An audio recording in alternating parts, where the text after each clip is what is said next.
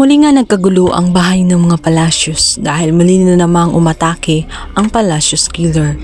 Umuulan, nanginginig sa takot ang dalawang pamilya.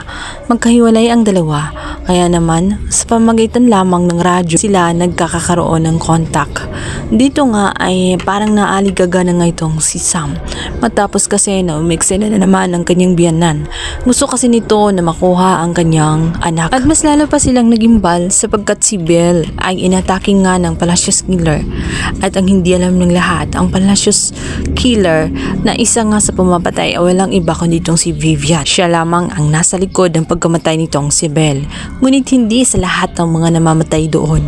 Meron pa talaga bukod sa kanya. At nang makita nga nila na nakabulagta na nga itong si Belle, nabalot ng takot ang buong palasyo.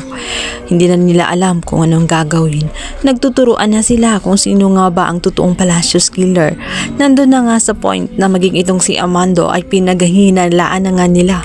Dahil nga sa basang-basa nga itong si Amando, bukod pa roon ay nakitaan ito ng kutsilyo kaya malaki ang kanilang hinlala. Napaka nga si Amando ang pumapatay. Ngunit mahigpit na itinanggi nga nitong si Amando na hindi siya ang Palacios killer.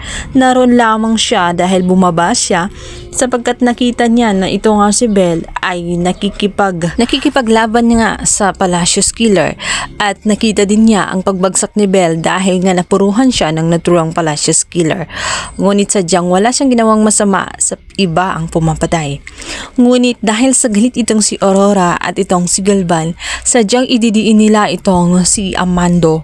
Palalabasin nila na si Amando ang pumapatay sapagkat ayaw nila na malaman ng lahat na si Amando ay hindi lang basta-basta katulong dahil siya lang naman ang nag-iisang ama nitong si Paco na matagal nang nilihim nitong si Aurora. Ayaw niyang malaman ng lahat na ang kanyang anak ay anak lamang ng isang katulong na kagaya nitong si Amando. Tapusin na nga ang buhay nitong si Amando at nang sa ganun wala nang malaman ang mga tao doon sa loob ng Palacios na si Amando ang nag-iisang ama nga nitong si Paco dahil ikinahihiya ni Aurora maging itong si Galvan ang katauhan nga nitong si Amando. Hindi nila matatanggap na maging parte ng pamilya ng mga Palacios ang isang katulong at kagaya nga nitong si Amando. Sa kabilang banda, talagang gumagawa ng paraan itong si Aurora paano makuha ang anak nga nitong si Sam.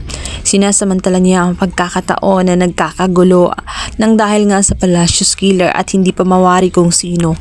Yun ay kinuha nga niya ang naturang baby at agad naman na ipagtatanggol nga nitong si Jericho.